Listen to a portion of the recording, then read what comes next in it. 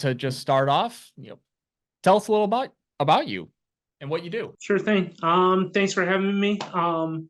So I am the owner and instructor over at Brooks Defense Solutions, where we provide training in firearms, first aid, CPR, AED, emergency preparedness, security, after shooter prevention, that sort of thing. So that's essentially what I do. I'm certified through the USCCA, and I'm partnered with several organizations, including Walk the Talk America, Armed Lifestyle Magazine, which is a free digital magazine that I'm a contributing writer for. And that's released, I want to say, every other month.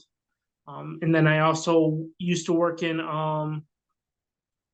firearm sales for nearly 3 years. And on top of my business, I also work in private security contracting. So I've been doing that got back into that last year. Okay. So, I mean, obviously we know training is super important, especially in today's day and age. What are just some of the basic training ideals? Like, let's say someone wants to take a class, but they just don't know where to start. Where would you point them towards? So, and I got this from my experience working in firearm sales, because the FFL where I used to work, and I still work at maybe once a month if I available. They also do CPL and basic firearms courses. So that's kind of where I started teaching. Sure. Before I branched off.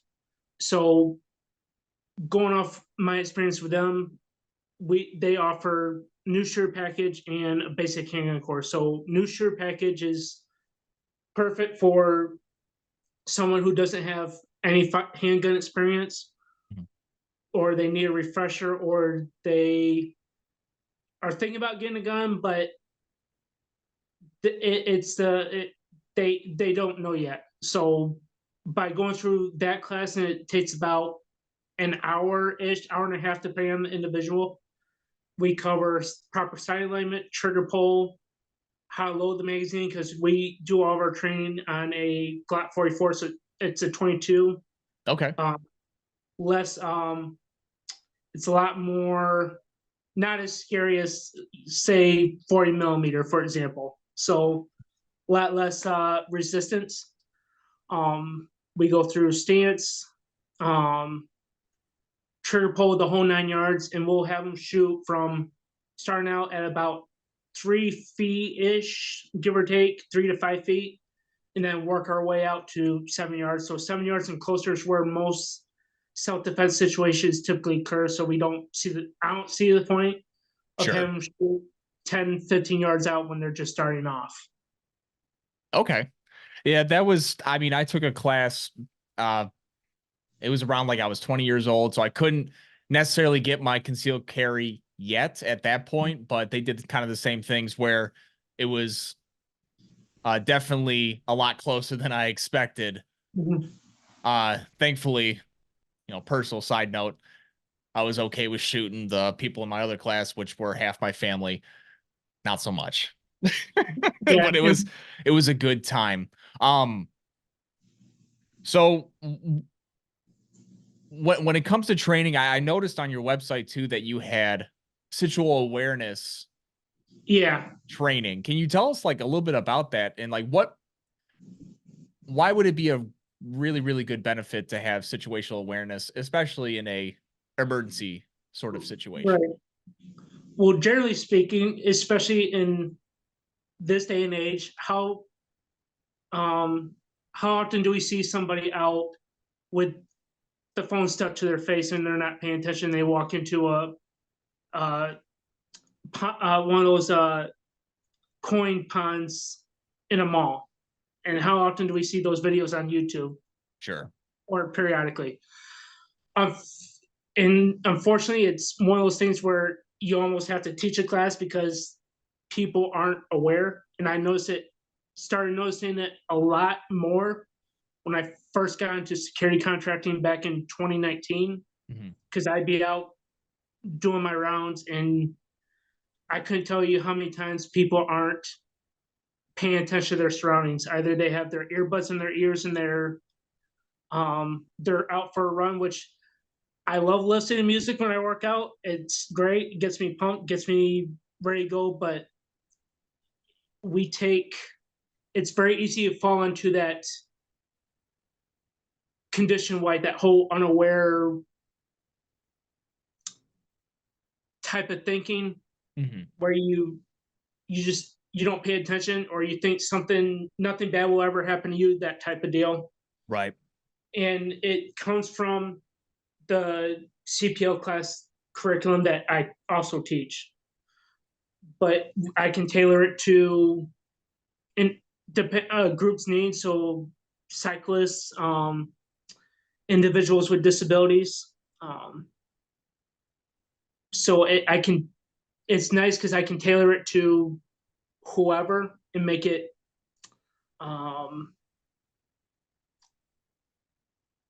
I guess easy to connect with. Sure. Yeah. Different situations call for different action, sort of a deal. Right. And we go through the different color codes of awareness. So you got white, which is unaware, yellow, which is aware. And that's where you should be at all times. And I tell my students the only time you should be in condition white is when you're asleep at night. And even that's a little even that sometimes a bump in the night can yeah. Condition orange is when your awareness has heightened, so you identify something potentially off, but it's not it may be a threat, it may not, but you're getting ready to execute your plan and either run or fight if you have to. And then condition red is when you're actually taking action. So that's when you're, again, executing that plan to actually put it into motion. Sure. I don't really cover condition black in that in my class, but condition black would be just as bad, not worse than condition white, and that's when you freeze up and you don't know what to do. You shut down. Right. So those are the color codes of awareness, and that's what we cover in that class. Okay. Well, I mean, and it's really sad to say that the current climate that we are in, whether it be, political wise or just there's craziness everywhere. And especially now, I mean, reading about how the current administration wants to instill a national red flag laws across the country, which have already been proven not to work from the other states that tried to do that.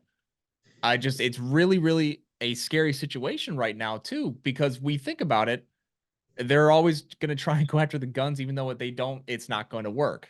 So instead of instilling this fear, this stigma behind firearms and that it's always a bad thing, the training would help almost everyone, because you take the unknown out of what you're afraid of, and you may not like it. Hey, that's fine. That is totally fine to not like it. But as long as you have that base knowledge, and that's where I really would like to see, just like I tell everyone, I'm like, if you really, really don't like guns and you want more gun control, just try and buy a gun. That, or take a basic class, but just to just to get through those background checks and whatnot. Just to get an idea of it. My whole thing with people is, if they're not just physically ready, but if they're not emotionally and psychologically ready to handle a gun, I don't want them going through a class. They're not ready. Sure. And I don't want to put them in a position where it's too much. And I've had students in the past where, as soon as they get in the range, as soon as they hear that gun go off, they shut down. Yep. And it's not them that signed up for the class. It's usually a spouse, usually husband signed up their wife to take the class type deal, which is great. I signed my wife up for a class. She went through it. She went through the concealed carry class where I used to work. So through the other instructor, because I wanted to give her other perspectives. That way she's not just listening to me and it's it's a little difficult for me to be unbiased with her versus somebody else. Right. But that's my experience with as far as training people. As far as red flag laws go, and unfortunately, we have them in Michigan that just went into effect back in February 13th, if I'm not mistaken. Yeah, the day before Ash Wednesday. So, and I've written on this on my blog too in regards to universal background checks and red flag laws. My personal interpretation when it comes to red flag laws is think of, what is that movie, Minority Report. Mm-hmm. And they're trying to stop crime before it actually happens. The problem with that is, one, crime may not happen, could just be talk, and two, you're not only are you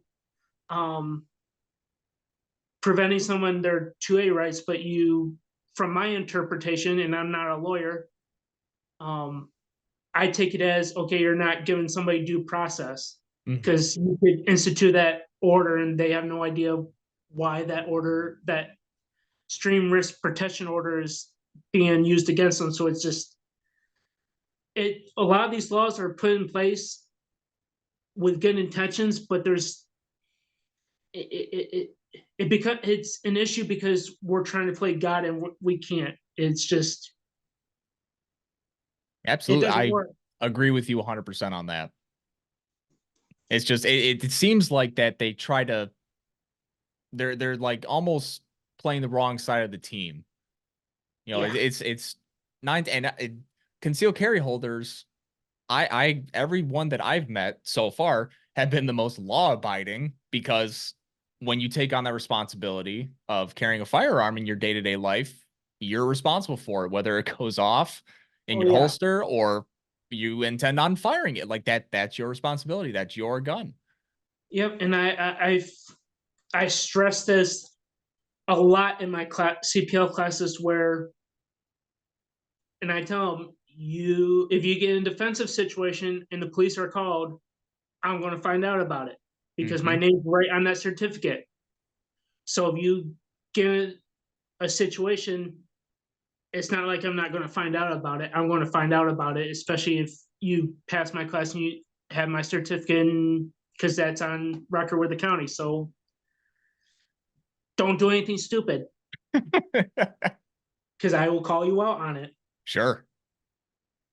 That's sort of like a almost a liability check, to where, like, let's say they pass the class and your name's on it and they do something like they, rob a bank. Are you on the chopping block for that? Is that how that works? Or is that just kind of like, how would that work in a situation? Like, let's say the cops are called and you find out, if you can tell me, that is. Based on my understanding, if I'm wrong, I'm sure somebody's going to call me out on it. But from my understanding, they want to make sure that they went through your class and you covered everything that you were supposed to. You met the state's minimum requirements. Okay. So they're going to basically make sure of that. So and I know of instructors that are in the Detroit area that are constantly getting called by the police because a lot of their students get involved in defensive shootings, and they have to be able to back that up and say, yeah, this person went through my class. Okay. We covered this. Okay. I mean, it makes sense to me, but I might be a little biased on this. Well, is like, obviously beginners training is super important. Is there any opportunities for someone that's like knows their way around a handgun or a rifle? Is there like a step up class that you offer? Is there something for a little bit more advanced users? So the way I break it down is, you have the new shooter basic handgun course, and that's as basic, keep it simple, hour and a half long class where we cover just the nitty gritty fundamentals. Okay. And then I would say the concealed carry course is more intermediary. even though I've had beginner shooters come into that class before. But if there's a new shooter in that class, I want to strongly recommend that they go through a new shooter class before they qualify. Sure. Because not every instructor out there has accuracy standards when it comes to CPL classes from my experience. So I require a minimum of 70% accuracy at 7 yards, and they're doing various drills. They're doing two-handed, one hand each. They're shooting from cover from around a barricade, and then they're doing some point shooting. So I'm a little bit more stricter than a lot of other instructors, and that comes from going through the CPL course at the FFL where I used to work, and those standards kind of rubbed off on me a little bit. So I'm a little bit more strict on that.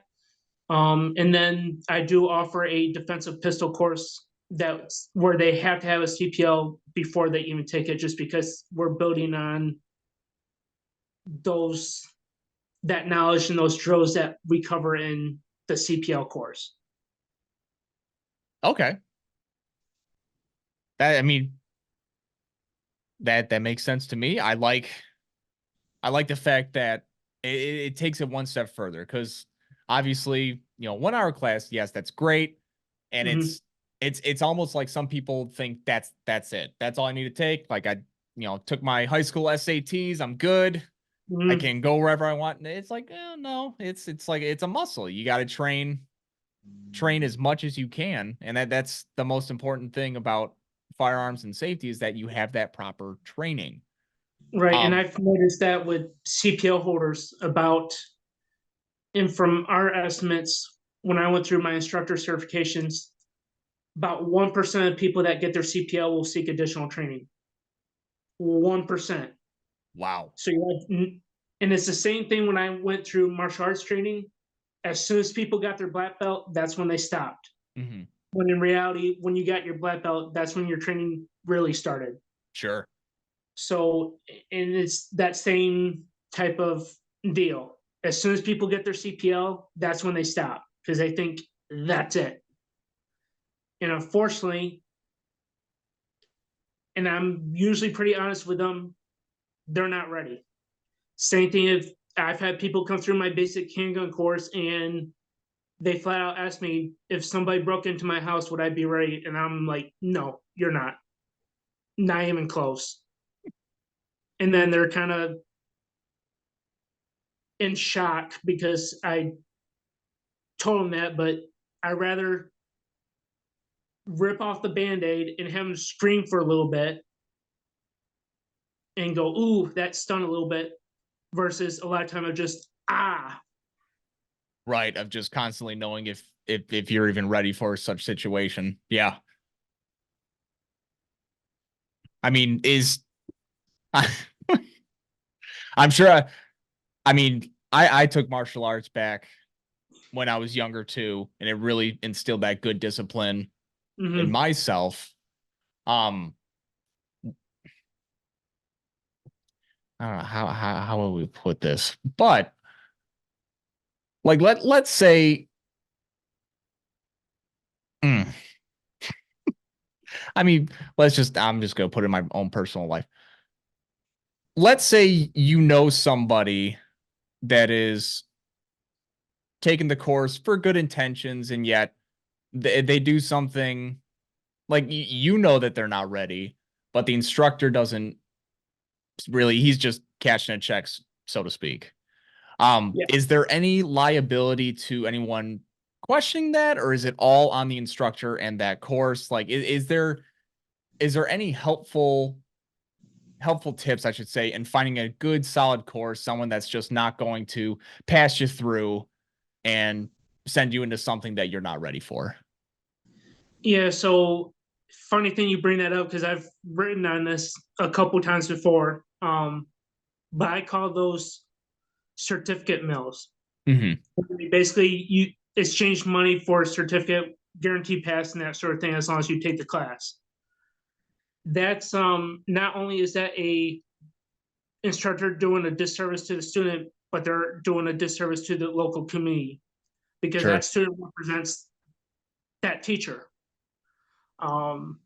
So if that student does something, whether they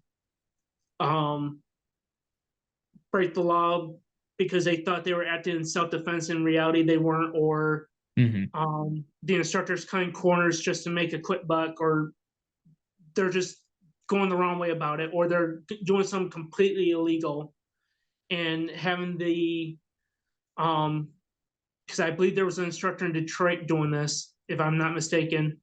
They were having people basically meet them in a parking lot, watch a video on the class, and then they got a certificate without doing a range portion, which is illegal. Wow. Yeah. Because Michigan requires a range portion.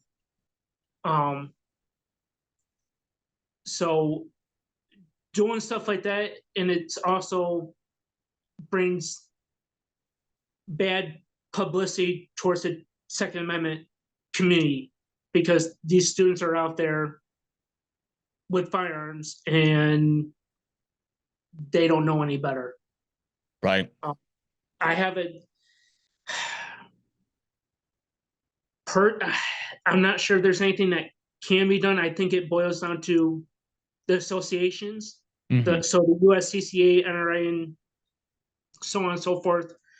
As far as their guidelines, I know with the USCCA, they go by each individual state's requirements, which varies from state to state.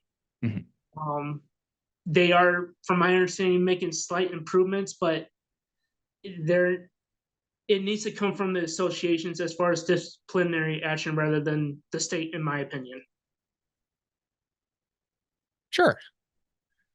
I mean, yeah. I mean, it's sad to say that all the good that we can do, and yet the few bad apples are the ones that get the most publicity, and then makes the whole batch go spoil. But as far as finding somebody, you want somebody that's going to be knowledgeable on the subject matter, obviously, patient, have integrity, responsible, knowledgeable, and that sort of thing. But the main thing is students, because if they don't have students, and you can have all the credentials and knowledge in the world, and you're not an instructor, because you have to have students. Sure. But again, that boils down to, you have to really look deeper than that and just do your research. And unfortunately, a lot of people don't do adequate research. They just go by who's usually the cheapest. And unfortunately, like one of my competitors in the area, yeah, she's charges less than I do, but she's got some standards for the range, but I've had to retrain her students because they didn't know how to load a magazine. So she would go through and load all the magazines for them and just have people shoot, which is an issue. So I've had to retrain her students on how to load a magazine in a basic handgun course because they didn't know any better. So you have to, people really need to sit down, do their due diligence, and look at who's, based on what they're looking for, their whatever class they want to take, who's offering it, and what are people saying? Is it worth the money and that sort of thing? But don't only look in your local area. If you have to look outside your local area, you do that. Because I've traveled for courses. I've gone 40 minutes on my way, all the way up to going out of state. So you have to, yes, you do have to spend some money, but it's like, how important is your training to you? Sure. And how prepared do you want to be? You want to be prepared, or you want to be a little prepared, and if something happens, how are you going to react? Right. And always you get what you pay for. Exactly. And that's always the motto that I've lived by ever since I was little. It's like, yeah, it's more expensive, but you get what you pay for. You get better training, better quality, better reassurance, to say the least. Mm-hmm. Where can people find you? What's the best way to contact you? Like, let's say, you get some people and like, hey, I want a course. Fair enough. So one of the main ways is my website, brutsdefense.net. That's BROOKS defense.net. You can find me on Facebook, Twitter, LinkedIn. Oh, where else am I at? Public Square is another one. I think that's where you. That's where we found each other. I'm great website. Website. Moving more that way away from Facebook because Facebook is censoring everything I do, and I can't stand it, and I'm not giving them any more money. And then Smeeple, SMEEPLE is another one, and Minnet, MINNECT. Those two places, if you don't want to take a class, but you have questions or you need advice or whatever, that's where you can reach out to me. And of course, I charge for my time, but that's a little bit more direct to me versus having to sit through a class and all that. But you're welcome. Sign up for a class too. You can also find me on the USCCA's website as well. Wonderful. That's pretty good to me. Is there anything that I didn't ask you that you want to tell everyone that is either listening or currently watching? Good question.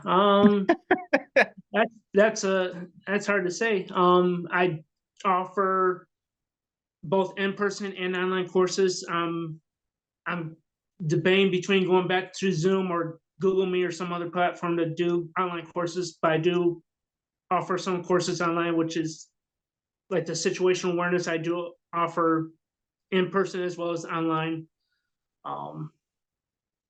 What else do I do?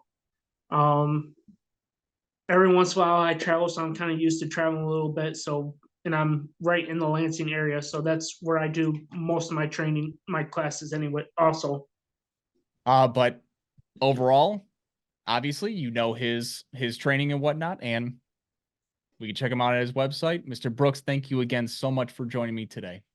Yeah, thank you for having me.